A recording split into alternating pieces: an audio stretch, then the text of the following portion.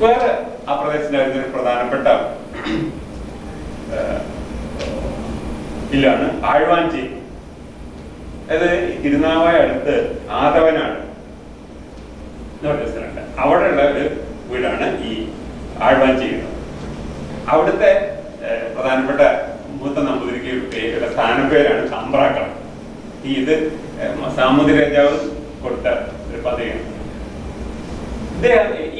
ഇവരാണ് ഈ ആഴ്വാഞ്ചേരി തമ്പ്രാക്കളാണ് കേരളത്തിലെ ബ്രാഹ്മണരുടെ ഏറ്റവും വലിയ പ്രധാനപ്പെട്ട നേതാവ്.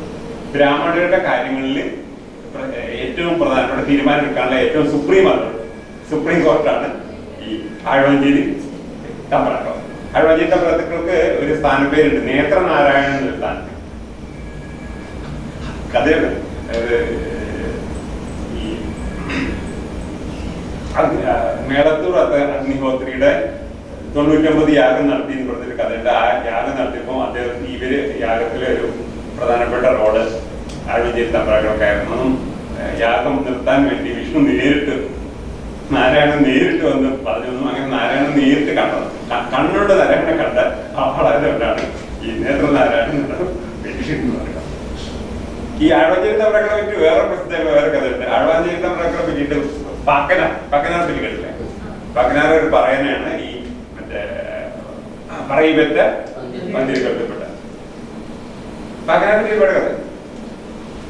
അപ്പോ ബാക്കിനാർ പിന്നോക്ക സമുദായക്കാരനാണെങ്കിലും വളരെ പണ്ഡിതനാണ്, വളരെ സ്മാർട്ടൊക്കെ. അപ്പൊ ഒരു ദിവസം ഈ ആഴ്വാഞ്ചേരി തമ്പ്രാക്കള് ഏതോ ഒരു ഇല്ലത്തുനിന്ന് ഒരു ചടങ്ങ് കഴിഞ്ഞിട്ട് മടങ്ങി പോകുന്ന വഴിക്ക് കണ്ടു. അപ്പം അയാളെ കയ്യില് ഒരു സ്വർണ്ണപ്പശു ഉണ്ട്. സ്വർണ്ണപ്പശു ഈ ദാനം കിട്ടിയത്. അത് ബ്രാഹ്മണർക്ക് ഗോദാനം, പശുവിനെ ദാനം ചെയ്യുന്നത് വളരെ പുണ്യമുള്ള കാര്യമാണ്. ഗോദാനം അത് വളരെ പ്രധാനപ്പെട്ട. അപ്പൊ ഇത് ഏതോ കാര്യമായ ഇല്ലക്കാരൻ. അപ്പൊ അവരെന്ന് വെച്ചാൽ പശുവിന്റെ ദാനത്തിൽ സ്വർണ്ണ പശുവിനെ തന്നെ ദാനം ചെയ്തത്. അപ്പൊ ബ്രാഹ്മണർക്ക് കൂടുതൽ സന്തോഷമായിരുന്നു. മാത്രമേ ബ്രാഹ്മണരുടെ കാര്യത്തിൽ ഏറ്റവും കൂടുതൽ സ്റ്റാറ്റസ് ഉള്ളവരാണ് അവിടെ ചെയ്തത്. അപ്പൊ ഇയാൾ ഈ സ്വർണ്ണ പശുവിനെയും കൊണ്ടാണ് പോകുന്നത്. ഇപ്പൊ ബാഗനാരോട് പറഞ്ഞിങ്ങനെ ഇങ്ങനെ ഇന്ന ഇല്ലത്തുനിന്ന് ഇങ്ങനെ ദാനം കിട്ടിയ സ്വർണ്ണ പശുവായിട്ടാണ് പോകുന്നത്. ഇതൊക്കെ നേരിട്ട് അറിയാം.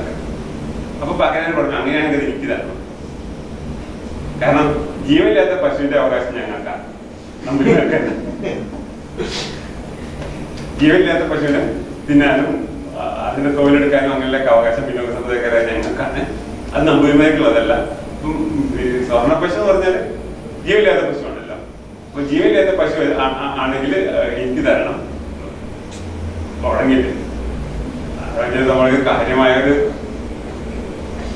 സമ്മാനം കിട്ടിയതല്ലേ, അത് ഞാൻ കൊടുത്താൽ പറ്റും, പകരം കൊടുത്താൽ പറ്റും. അത് മോശമാണല്ലോ. പകരം അതിപ്പം ജീവന്റെ പശുവാണെങ്കിൽ നിങ്ങൾ കൊണ്ടേക്കൂടും. കാരണം നിങ്ങൾക്ക് കിട്ടിയതാണല്ലോ, നിങ്ങൾക്ക് തന്നെ അവകാശം. പക്ഷെ ചത്ത പശുവാണെങ്കിൽ ഞങ്ങൾക്കാണ് ഈ ജീവയുടെ പശുവാണെങ്കിൽ ഒരു കാര്യം നിങ്ങൾ നടത്തിക്കൊണ്ടേക്കോ. ഇങ്ങനെ എടുത്തുകൊണ്ടാൻ പാടില്ലേ.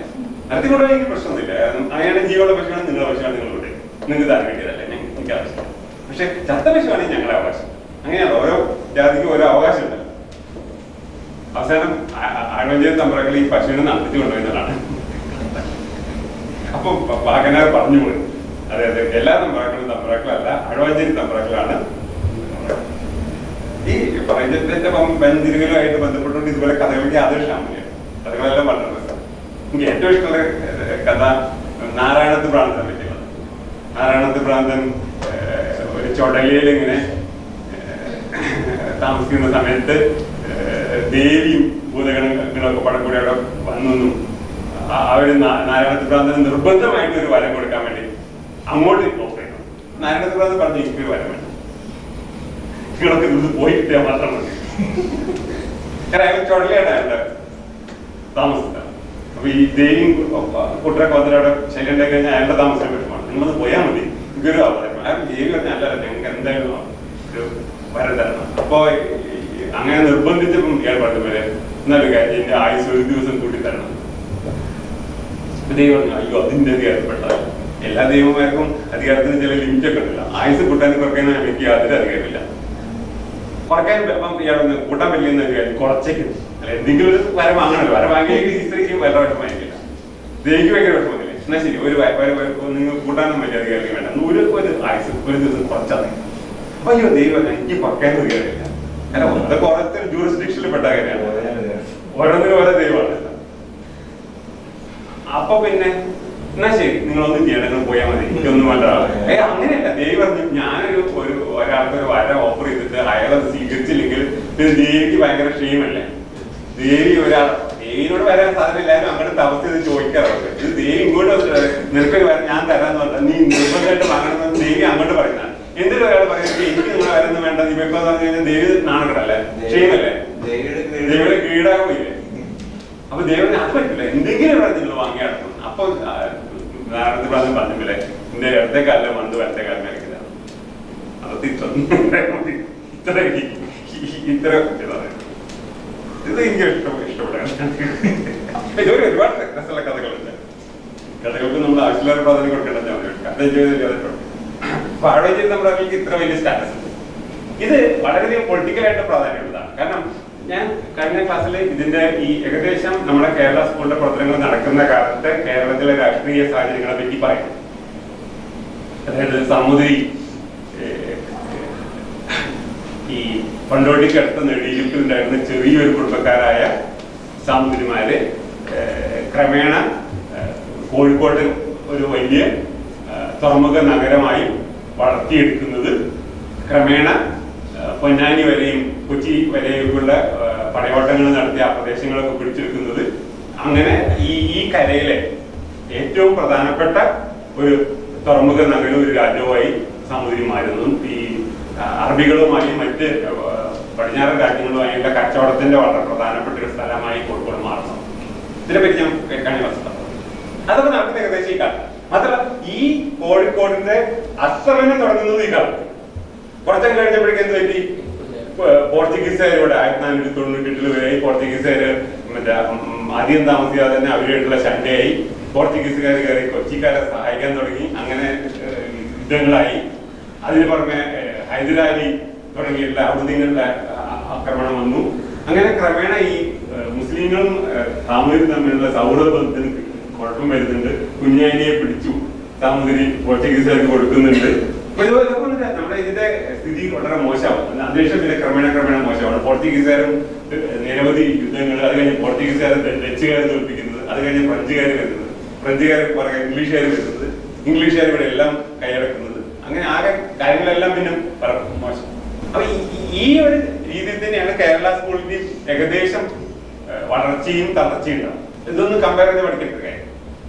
എങ്ങനെയാണ് ഈ ഒരു പ്രത്യേക കാലഘട്ടത്തിൽ ഒരു പ്രത്യേക പ്രദേശത്ത് കാര്യമായ ഗണിതശാസ്ത്ര ജ്യോതിശാസ്ത്ര പ്രവർത്തനങ്ങൾ ഉണ്ടാവുകയും അത് വളരെയധികം ഉയർന്ന് ആ ഇന്റർനാഷണൽ ആയിട്ടുള്ള ഏറ്റവും ഉയർന്ന രീതിയിൽ എത്തുന്നത്, പിന്നെ ക്രമേണ അത് കുറച്ച് തളർന്ന് ഇല്ലാതെയുമാണ്. ഇതിനോടനുബന്ധിച്ച് ഏകദേശം ഇതേപോലെ തന്നെ സാമൂതിരി സാമ്രാജ്യത്തിന്റെ വളർച്ചയും തളർച്ചയും.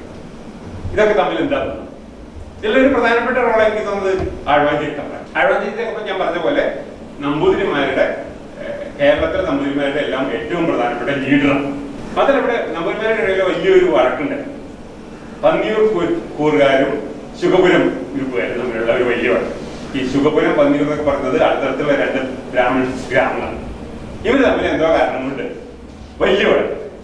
ഈ വഴക്ക് ഈ വെറും രണ്ട് നമ്പൂതിരി ഗ്രൂപ്പുകൾ തമ്മിലുള്ള വഴക്ക് എന്നുള്ള വലിയൊരു രാഷ്ട്രീയ വഴക്കായി മാറും. കാരണം ഇതിൽ ചിലരൊക്കെ ശുഗപുരം, ചില രാജാക്കന്മാരൊക്കെ ശുഗപുരക്കാരെ സപ്പോർട്ട് ചെയ്യുന്നു, ചിലരൊക്കെ പന്നിയൂർ സപ്പോർട്ട് ചെയ്യുന്നു. ഇത് വലിയൊരു രാഷ്ട്രീയമായ കേരളത്തിലെ വലിയൊരു യുദ്ധമായി മാറും.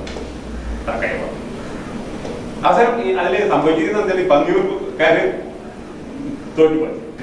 ശുഗപുരം ഗ്രാമത്തെ ഈ ശുഗപുരം ഗ്രാമത്തിന്റെ കൂടുതൽ ലീഡറാണ്, ക്രമേണ എല്ലാവരുടെയും കൂടുതൽ ലീഡറാണ് ഈ ആഴ്വാഞ്ചേരി.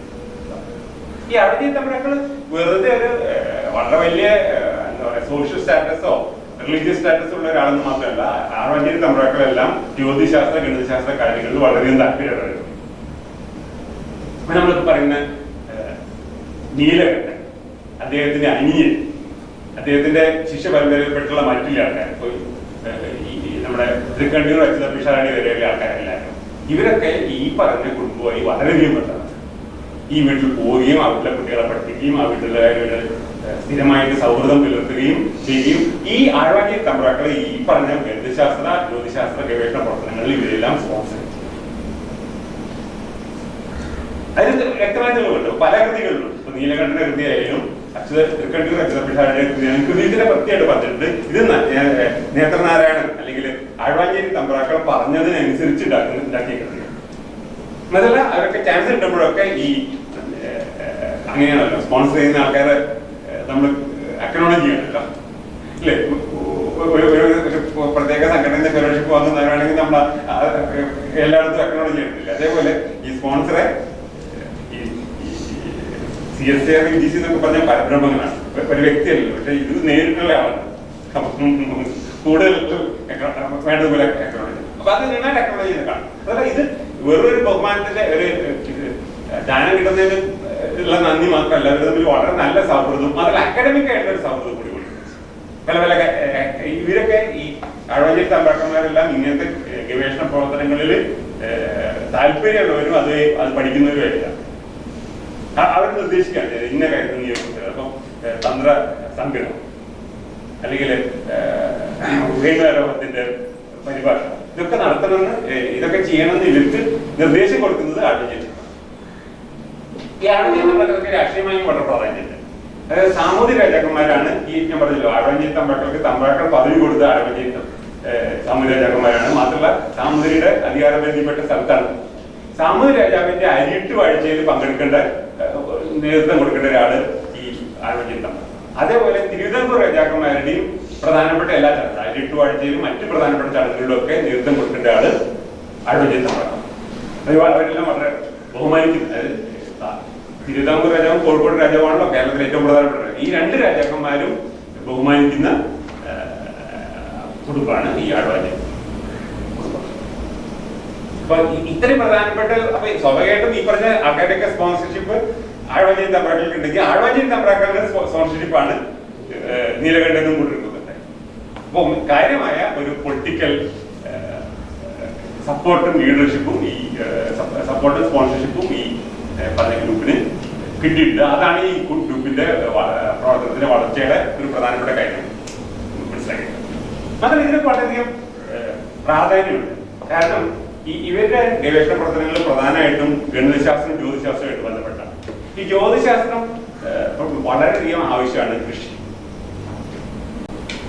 ഈ പ്രദേശത്ത് ഞാൻ മുമ്പ് പറഞ്ഞ പോലെ വളരെ വിപുലമായ രീതിയിൽ നെൽപ്പാടങ്ങൾ ഉണ്ടാക്കുകയും നെൽപ്പാടങ്ങളിൽ കൃഷി വളരെ ഓർഗനൈസ്ഡ് ആയ രീതിയിൽ കൃഷി നടത്തുന്നു. നെൽകൃഷി വളരെയധികം കലണ്ടർ ആവശ്യമുള്ള ഒരു പ്രവർത്തനമൊക്കെ. കൃത്യസമയത്ത് ഞാറ് പാവുക, വിത്ത് വിതയ്ക്കുക, മറ്റേ എന്താ പറയാ ഞാറ് നടുക, കൊയ്യുക, അങ്ങനെ എല്ലാ കാര്യങ്ങളും വളരെ കൃത്യമായി ചെയ്യേണ്ട ഒരു കാര്യമാണ് നെൽകൃഷി. അത് വളരെയധികം കൃത്യതയാണ്. അപ്പൊ കാലാവസ്ഥയെ പറ്റിയിട്ടും മഴയെ പറ്റിയിട്ടൊക്കെ കൃത്യമായ കണക്കൂട്ടുകൾ ഉള്ളവർക്ക് മാത്രമേ കൃത്യമായിരിക്കാം. അപ്പൊ അതിനുവേണ്ടി ഈ സമൂഹത്തിൽ സത്യം പറഞ്ഞാൽ വളരെ വലിയൊരു ആവശ്യമുണ്ട്. ഇത് മര്യാദയ്ക്ക് ചെയ്യണമെങ്കിൽ എന്ത് വേണം? അന്ന് എങ്ങനെയാണ് കാലനിർണ്ണയം നടത്തുന്നത്? ഗ്രഹ നിരീക്ഷണം. ഓരോ സമയത്ത് രാശിചക്രത്തിൽ ഓരോരോ ഗ്രഹങ്ങൾ എവിടെ കിടക്കുന്നു. അപ്പൊ ആസ്ട്രോണമിയുടെ ആവശ്യം. വേറെ ഒന്ന് അവിടെ ഒരു പരിധി വരെയെങ്കിലും കടൽ യാത്രകൾ. ഇപ്പൊ നമുക്കറിയാം സാമൂതിരി രാജാവിന് കുഞ്ഞാലി മരക്കാരുടെ നേതൃത്വത്തിലുള്ള വലിയൊരു കപ്പൽപ്പടയുണ്ട്. പോർച്ചുഗീസുകാരോട് പോലും ഒരു പരിധി വരെ പിടിച്ചു നിൽക്കാൻ കഴിയുന്ന വലിയൊരു കപ്പൽപ്പട സാമൂതിരി രാജാവിന്റെ. അപ്പൊ ഇങ്ങനത്തെ ഒരു കപ്പൽപ്പട ഉണ്ടാവണമെങ്കിൽ, കപ്പലോട്ടം നടത്തണമെങ്കിൽ എന്ത് വേണം? അത്യാവശ്യം അസ്ട്രോണമി അറിയേണ്ടത് ആവശ്യമാണ്. കടലിൽ യാത്ര ചെയ്യണമെങ്കിൽ എന്ത് വേണം? ദിക്കറിയണമെങ്കിൽ നക്ഷത്രത്തെ പറ്റിയുള്ളത്. ഈ പറഞ്ഞ രണ്ട് കാര്യങ്ങൾ, അതായത് കൃഷി, ഇതുപോലെ കപ്പൽ സഞ്ചാരം തുടങ്ങിയ രണ്ട് കാര്യത്തിനും അസ്ട്രോണമി വളർന്നു. അതിന് പറഞ്ഞ ഈ റിലീജിയസ് ആയിട്ടുള്ള കാര്യം ആഴ്വാഞ്ചേരി തമ്പ്രാക്കൾക്കൊക്കെ വളരെ പ്രധാനപ്പെട്ട കാര്യമായിരിക്കും. അതായത് മതപരമായിട്ടുള്ള ചടങ്ങുകൾ ചെയ്യുന്നതിന് കൃത്യമായ കാലനിർണ്ണയം ആവശ്യമാണ്. അപ്പൊ അതിനും അപ്പൊ ഇങ്ങനെ അതിന് പറഞ്ഞ നമ്മുടെ സാമൂഹ്യമായിട്ടുള്ള എല്ലാ കാര്യങ്ങളും നടക്കണമെങ്കിൽ കൃത്യമായ ഒരു കാലണ്ടർ ആവശ്യമാണ്. ചുരുക്കത്തിൽ ഈ ഇതുപോലത്തെ ഒരു വികസിത സമൂഹത്തിന് കാലണ്ടർ വളരെ അത്യാവശ്യമാണ്. അപ്പൊ അതിന് വേണ്ട കാൽക്കുലേഷൻസ് നടത്തുന്ന ഈ പറഞ്ഞ ആൾക്കാർക്ക് കാര്യമായ സമൂഹത്തിന്റെ സപ്പോർട്ട് കിട്ടിയിട്ടുണ്ട്. മാത്രമല്ല ഒരുപാട് ആൾക്കാരെ ഇത്തരത്തിലുള്ള പ്രവർത്തനങ്ങളിൽ പങ്കെടുത്തിട്ടുണ്ടായി. വേറെ കാര്യമാണ് ജ്യോതിഷം. ഈ ആസ്ട്രോണമിയുടെ ബന്ധപ്പെട്ടുകൊണ്ട് വളർന്നു വന്ന ഒരു കാര്യമാണ് ഇത്. ജ്യോതിഷത്തിന് സമൂഹത്തിൽ വളരെയധികം പ്രാധാന്യം ഉണ്ടായിരുന്നു. ആ കാരണം കൊണ്ടും ഇത്തരത്തിലുള്ള പ്രവർത്തനങ്ങൾ കൂടുതലായിരുന്നു. നമ്മുടെ പല പ്രധാനപ്പെട്ട കഥാപാത്രങ്ങളും ജ്യോതിഷത്തിലും പ്രവീണരായിട്ടാണ്. ജ്യോതിഷത്തിന് സമൂഹത്തിൽ വളരെയധികം പ്രാധാന്യം ഉണ്ടായിരുന്നു. ശേഷം ഉയർന്ന സവർണ സമുദായത്തിലെയും രാജാക്കന്മാരും നമ്പൂരിമാരെയും ആൾക്കാരുടെ ഇടയിൽ അതിൽ തന്നെ നല്ലൊരു ഭാഗം ആൾക്കാരെ ഈ ജാതകം കൃത്യമായിട്ട് ഉണ്ടാക്കും. അത് വെച്ചുകൊണ്ടുള്ള കാര്യങ്ങൾ തീരുമാനിക്കുക, ചടങ്ങുകളൊക്കെ നല്ല മുഹൂർത്തം നോക്കുന്ന കാര്യം, ഇങ്ങനത്തെ ഒരു ഇവർക്ക് അസ്ട്രോളജിക്കലുള്ള അറിവ് ആവശ്യമുണ്ടായിരുന്നു. അതിനൊക്കെ വേണ്ട ഒരു സമുദായം തന്നെ താരതമ്യേന പിന്നോക്ക സമുദായപ്പെട്ട ഒരു കണിയൻ സമുദായം എന്ന് പറഞ്ഞിട്ട് ഈ തരം കാര്യങ്ങൾ ചെയ്യുന്ന ഒരു ഗ്രൂപ്പൻ അവർക്ക് വേണ്ട ശാസ്ത്രീയമായ സപ്പോർട്ട് കൊടുക്കുന്ന ഇത്തരത്തിലുള്ള ഒരുപാട് ഇതൊക്കെ ഈ സമൂഹത്തിന്റെ മൊത്തത്തിലുള്ള ഒരു ഡെവലപ്മെന്റിന്റെ ഭാഗമായിട്ട് നടന്ന കാര്യങ്ങളായിട്ട് നമുക്ക് കാണാം. അതൊക്കെ ഒരു പ്രത്യേക ഘട്ടത്തിൽ അതൊക്കെ പുറകോട്ട് പോകും. അപ്പൊ ഒരു ചോദ്യം വെച്ചാല് ഈ നമ്മളിപ്പോ പറഞ്ഞ നീലകണ്ഠ സ്വാമിയാജി, അച്യുതപിഷാരടി, അതിനുശേഷം വന്ന പുതുമന സ്വാമിയാജി, പിന്നെ ശങ്കരവർമ്മ, ഇതോടുകൂടിയൊക്കെ ഈ പാരമ്പര്യം പറ്റേക്കൊക്കെ തീർച്ചയായിട്ടും ഈ പാരമ്പര്യത്തിന്റെ ഒക്കെ ശക്തി വല്ല എന്നത് പറഞ്ഞത് വളരെ പ്രധാനപ്പെട്ട കാര്യങ്ങളൊന്നും വരുന്നതാണ്. പക്ഷെ എങ്കിൽ കൂടി ഒരു പരിമിതമായ തോതിലെങ്കിലും ഈ ഗുരുശിഷ്യ പരമ്പര ഇത് എങ്ങനെയാണെന്ന് വെച്ചാല് ഒരു ആള് അദ്ദേഹത്തിന്റെ ശിഷ്യൻ, അതിന്റെ ശിഷ്യൻ, അതിന്റെ ശിഷ്യൻ, അങ്ങനത്തെ ഒരു പരമ്പര. ഇതിൽ പലപ്പോഴും ഈ ഗുരുവും ശിഷ്യനും ബന്ധുക്കളും കൂടിയാണ്. അതായത് അച്ഛൻ മകൻ തരത്തിലുള്ള അച്ഛൻ മകനെ പഠിപ്പിക്കുന്നു, അങ്ങനെയുള്ള ശിഷ്യന്മാരാണ്. ഇത്തരത്തിലുള്ള ഒരു വളരെ ദീർഘമായ ഒരു ഗുരുശിഷ്യ പരമ്പര കേരളത്തില് ഉണ്ടായി. അപ്പൊ അതിന്റെ ചില കാര്യങ്ങളാണ് ഞാൻ പറയാം. ഞാനിത് നേരത്തെ പറഞ്ഞ കാര്യത്തിനാണ് തലക്കുളത്ത് ഗോവിന്ദഭട്ടൻ. അദ്ദേഹം അടിസ്ഥാനപരമായിട്ട് ഒരു അസ്ട്രോളജറാണ്. വരാഹമീരന്റെ ഓരശാസ്ത്രത്തിന്റെ ആദ്യത്തെ 10 അധ്യായം ദശാധ്യായി എന്നുള്ള പേരിൽ വ്യാഖ്യാനിക്കുകയാണ് അദ്ദേഹത്തിന്റെ പ്രധാനപ്പെട്ട ഒരു അക്കംപ്ലിഷ്മെന്റ്. കേരളത്തിലുള്ള എല്ലാ ജ്യോതിഷികളുടെയും വളരെ ബഹുമാനിക്കപ്പെടുന്ന ഒരാളാണ് ഈ തലക്കുളത്തും ഗോവിന്ദഭട്ടതിരി. അദ്ദേഹത്തിനെ പറ്റി എന്റെ കഥകളൊക്കെ, ഐതിഹ്യമായുള്ള കഥകളൊക്കെ ഞാൻ പറഞ്ഞിട്ടുണ്ട്. ഇദ്ദേഹത്തിന്റെ ശിഷ്യനായിരുന്നു പരമേശ്വരന്റെ പിതാമഹൻ, അച്ഛൻ. അദ്ദേഹത്തിന്റെ പേര് എനിക്ക് തോന്നുന്നു പരമേശ്വരൻ തന്നെയാണെന്ന് മനസ്സിലാവും. ഓർമ്മ ശരിയാണെങ്കിൽ പരമേശ്വരന്റെ അച്ഛന്റെ പേര് പരമേശ്വരൻ തന്നെയാണ്. ഈ അച്ഛൻ്റെ പേര് ഒരു പേരാകുന്നത് പഴയൊരു രീതിയാണല്ല. ഈ കൃത്യയുടെ ആണെന്നെ ഊഹം. അപ്പം ഈ തലക്കുളത്ത് ഗോവിന്ദഭട്ടതിരിയുടെ ശിഷ്യനാണ് പരമേശ്വരന്റെ അച്ഛൻ.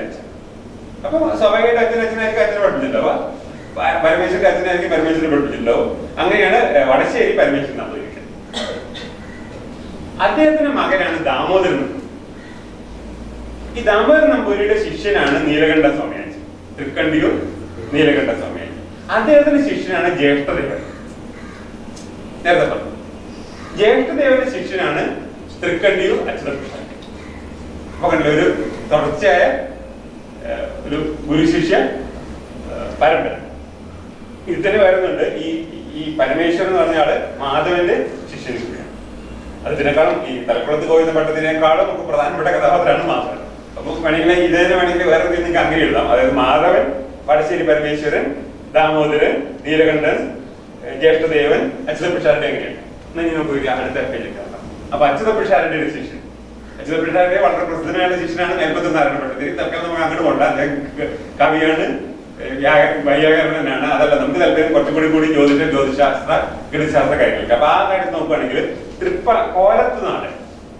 കോലത്ത് നാട്ടിലുള്ള തൃപ്പാണിക്കര പൊതുവാളുന്നുണ്ട്. വളരെ പ്രസിദ്ധനായിട്ടുള്ള ഒരു ജ്യോതിഷ പണ്ഡിതനാണ്. അദ്ദേഹത്തിന്റെ ശിഷ്യനായിരുന്നു ചിറയിൻ കീഴ് നാവായിക്കുളത്ത് അഴാദ് അല്ലെങ്കിൽ കുരുക്കൾ. അദ്ദേഹത്തിന്റെ ശിഷ്യനാണ് മാവേലിക്കര ചെറിയ നാട് പുലിമുഖത്ത് പോയിട്ട്. അദ്ദേഹത്തിന്റെ കാലം 1686 മുതൽക്ക് 1758 വരെ. അദ്ദേഹത്തിന്റെ ശിഷ്യനാണ് രാമനാശാൻ എന്ന് പറഞ്ഞാൽ. ആ രാമനാശാന്റെ മകനാണ് പത്തനംതിട്ട ചെറുകോൽ കൊച്ചുകൃഷ്ണൻ ആശാൻ എന്ന് പറഞ്ഞാൽ. അദ്ദേഹത്തിന് കൃഷ്ണദാസ് എന്നൊരു പേരുണ്ടായിരുന്നു.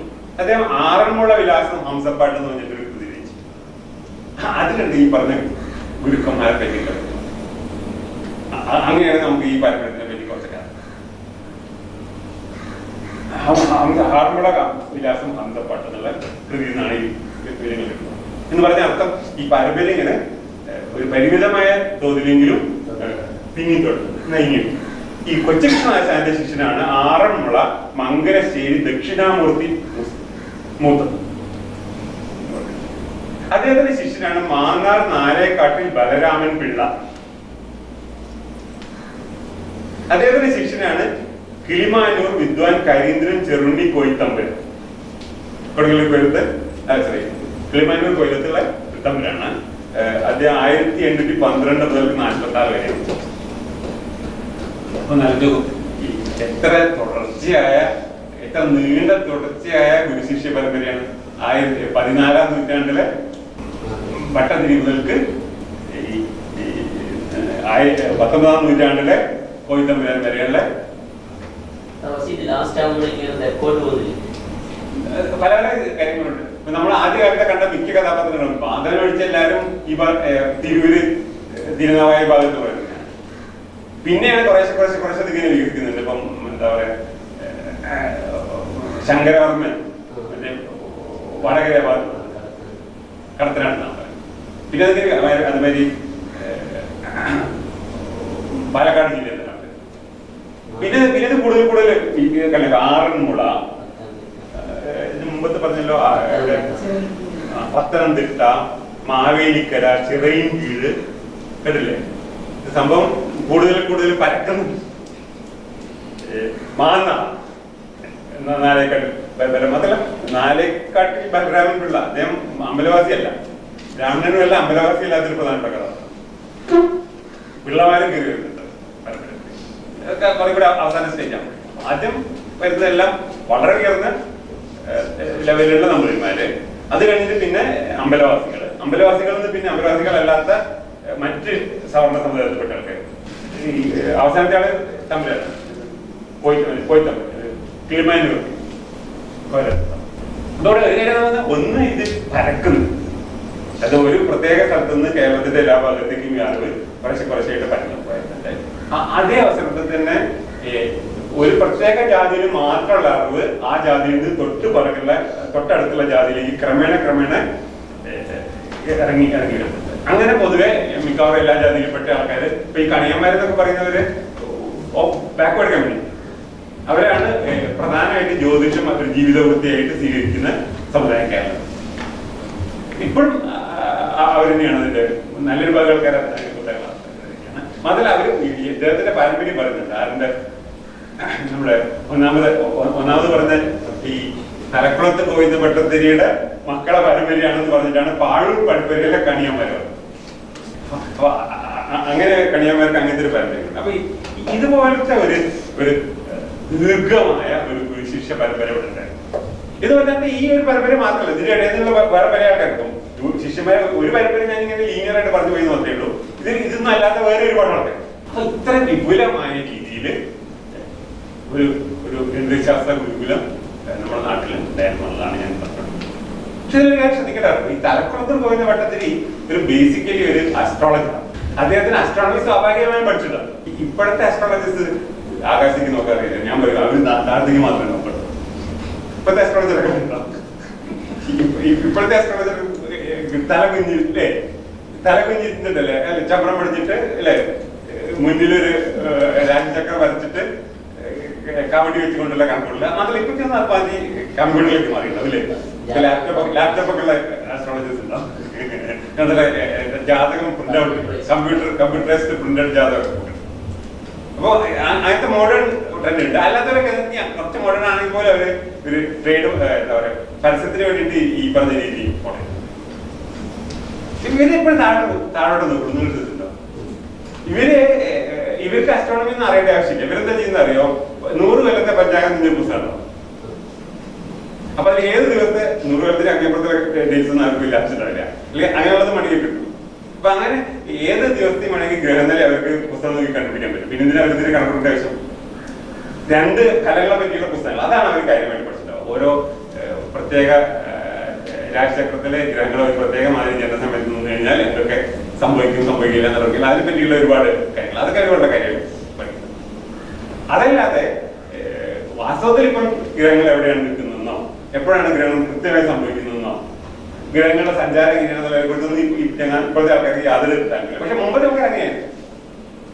മുമ്പത്തെ ആൾക്കാര് ഈ പറഞ്ഞ സൗകര്യങ്ങളൊന്നും ഇല്ലാത്തതുകൊണ്ട് അവര് ഇതെല്ലാം നിരീക്ഷിച്ചും കണക്കൂട്ടിയും എടുക്കാൻ തന്നെ.